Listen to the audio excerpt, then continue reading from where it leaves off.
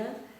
Primeiramente, gostaria de agradecer a professora Maria Lúcia Dumas por ter me convidado para participar dessa mesa com ela, assim, à distância, e também por ter me convidado para uma parceria de trabalho entre a Universidade Federal de Goiás e a Universidade Nacional de Córdoba. Bom, as experiências que eu pretendo relatar sobre a formação de professores em meio às políticas de integração, com a preocupação de manter a diversidade, são experiências com a formação de professores indígenas na educação intercultural da Universidade Federal de Goiás.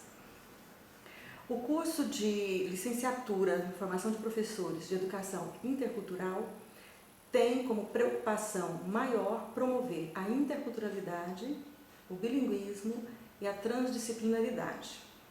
A interculturalidade tem o propósito de tratar como iguais todos os povos de culturas e línguas diferentes. O bilinguismo não pretende ser só um ensino de duas línguas, ou a existência de duas línguas ou mais línguas dentro da sala de aula, mas levar a uma condição de igualdade línguas indígenas e a língua hegemônica, no nosso caso, a língua portuguesa. A transdisciplinaridade rompe com a barreira das disciplinas e promove uma educação integral baseada em temas contextuais. A função maior da educação intercultural é formar uma cidadania intercultural. O conceito de cidadania intercultural surge para nós, como nós entendemos no curso, surge para nós da voz dos próprios indígenas. Gilson Tapirapé, professor da escola Tapirapé, no Mato Grosso, foi o primeiro a sistematizar, dando como exemplo a sua própria nomeação. Ele diz que ele tem um nome, que é Tapirapé, que é o nome que ele tem para a comunidade dele, a comunidade Ampião, do povo Tapirapé, que é um povo tupi. Ele tem um nome para a comunidade, mas ele tem outro nome, Gilson, que é o nome que ele usa para se relacionar fora da comunidade.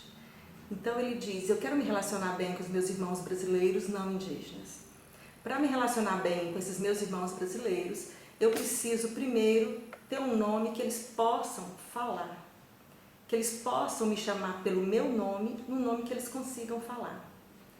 Essa expressão máxima para nós da abertura indígena para a interculturalidade, abertura para o diálogo intercultural, é adotar um nome duplo, a dupla nomeação. Nós sabemos que cada povo indígena, cada cultura tem uma prática de nomeação diferente.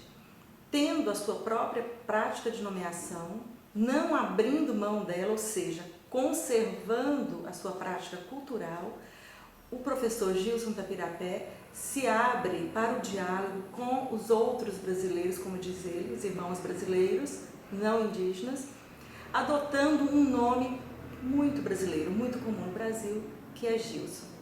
Esse é um exemplo que mostra bem qual é o pressuposto da interculturalidade, o que é interculturalidade nesse ambiente. Bom, a minha função na educação intercultural é trabalhar com o português intercultural. Então, eu estou pensando numa proposta de ensino de português que eu estou chamando de Em Contextos Interculturais. No Brasil isso é muito fácil, qualquer contexto é muito intercultural, né? A diversidade regional, o Brasil, país é muito grande, há uma diversidade cultural e uma diversidade no uso da língua portuguesa que, por si, já estabelece a interculturalidade no ambiente escolar. Numa mesma sala de aula, nós temos alunos de diferentes regiões. E eu vejo a mesma dificuldade, olhando para os alunos das áreas urbanas de Goiânia, né, as escolas urbanas de Goiânia, e olhando para a sala de aula com os professores indígenas e também lá na aldeia, com os alunos da escola indígena, tem uma dificuldade comum. Quando eles dizem, eu não gosto de português. Português é uma língua muito difícil. Português fala de um jeito, escreve de outro. De todo jeito que se fala português, está falando errado. Então eu não gosto de português. Português é a língua hegemônica no Brasil. É a língua, historicamente, da violência contra povos indígenas, povos negros, enfim, toda a população minorizada. Essa língua traz em si uma carga histórica de valoração de poder, um poder desagregador. É uma língua que tem deslocado muitas línguas indígenas. E nós sabemos, quando uma língua indígena desaparece, ela não só deixa de ser usada. Toda uma cultura que está documentada nessa língua, normalmente transmitida pela oralidade, toda essa cultura desaparece. É toda uma forma de ver o mundo, é a cosmovisão do povo que está inscrita na língua. Essa cosmovisão desaparece, é uma forma de refletir sobre a realidade que desaparece. Não é só perder uma língua, é perder um povo, é perder a memória e a história desse povo. Como levar aos indígenas o ensino do português sem que essa língua hegemônica desloque a língua indígena? É um direito do índio aprender português. Ele está dentro de um país cuja língua, idioma oficial, língua nacional, é o português. Ele saiu da aldeia, ele saiu do território indígena, ele tem de falar português. Ele precisa disso, é um direito dele. Não cabe a nenhuma proposta de ensino negar-lhes esse direito. A Constituição Nacional, Constituição Federal do Brasil, de 1988, garante aos povos indígenas o direito de usar as suas línguas maternas, de ter o ensino na sua língua materna e, principalmente, de ter um ensino pautado em processos próprios de aprendizagem. Os nossos modelos de ensino, que mudam o tempo todo, são modelos pensados para qualquer tipo de gente, menos os povos minorizados, sejam eles indígenas, quilombolas ou descendentes de imigrantes. Não é um modelo de ensino de português que sirva para contextos interculturais. É um modelo de ensino de português que serve para aquele cidadão que nasceu numa família imersa na sociedade padrão, que foi para uma escola de excelência e que aprendeu a escrever de uma forma que é considerada no Brasil a melhor escrita. E saber português no Brasil, seja para os indígenas, quilombolas, para a área urbana, rural em geral, saber português é saber aplicar com rigor as regras gramaticais prescritas para o bom falar e escrever em português. Nem todo mundo domina isso. Eu até duvido que tenha alguém que domina plenamente todas essas regras com o rigor que a gramática exige. Mas essa é a crença. Essa é a crença que é difundida e esse é o desejo. Quando o índio diz, eu não sei português, e eu pergunto para ele, você está falando português? Como é que você não sabe? Não, mas eu não sei falar bem português. Qual que é o bom português? Como que é falar bem português? É como vocês falam na cidade, é como se fala na televisão. Esse é o bom português, no rádio. Esse é o português bonito. Eu não sei português, não é para mim. Saindo do contexto indígena, eu ouço a mesma coisa em outros contextos, mesmo na área urbana. O reitor da Universidade Federal de Goiás, professor Edivar Madureira Brasil, engenheiro agrônomo, é doutor, é reitor da universidade. Não raro em seus discursos para a Faculdade de Letras, ele faz o comentário, é difícil falar na Faculdade de Letras, né, porque eu não sei falar direito, no meio de tanta gente que fala muito bem. Enfim, ele é doutor. Então, há uma atitude coletiva no Brasil, uma atitude negativa em relação à língua portuguesa. Se para todos os brasileiros, os que tiveram acesso à escola e universidade, os que vivem na área urbana, os que gozam de prestígio social, há essa atitude ruim, ela é muito mais acirrada, muito mais aguda entre povos minorizados, como os indígenas e os afro-brasileiros. Isso acontece também entre os descendentes dos imigrantes, italianos, alemães, japoneses e por aí vai. Então, o que seria ensino de português num contexto intercultural? Pensando com a educação intercultural que português é uma língua de relações interculturais, E o que é isso, relações interculturais? É uma língua que se presta para a comunicação entre diferentes grupos sociais e culturais, com respeito, com reconhecimento e com respeito.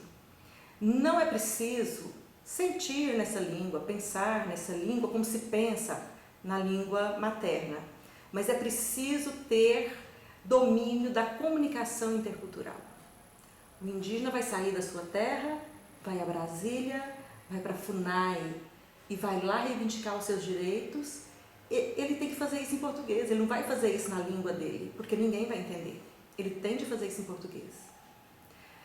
Enfim, ele precisa saber todo modo de circulação de informação no Brasil, a parte línguas estrangeiras, basicamente o inglês, a circulação é toda em português. Mídia, tudo é feito em português. A instrução, material de educação, tudo está em português. Por mais que nós lutemos e criemos materiais específicos para os povos minorizados, isso ainda é muito pouco.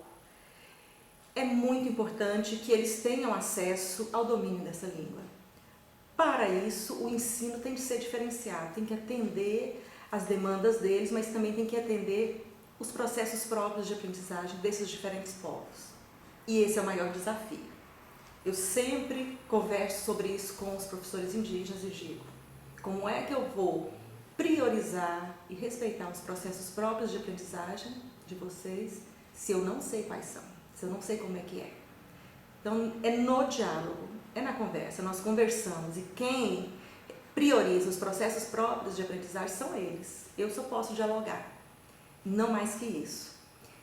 Enfim, com base em toda essa experiência, agora com a possibilidade dessa parceria que está nascendo com a professora Maria Lúcia Dumas, com a Universidade de Línguas de Córdoba, eu acho que vai ser muito produtivo nós pensarmos numa proposta no seguinte formato: a atitude de estrangeiros que estão em Córdoba, aprendendo espanhol, aprendendo português, que atitude é essa? Seria uma atitude semelhante ao que eu encontro com estrangeiros em Goiânia aprendendo português?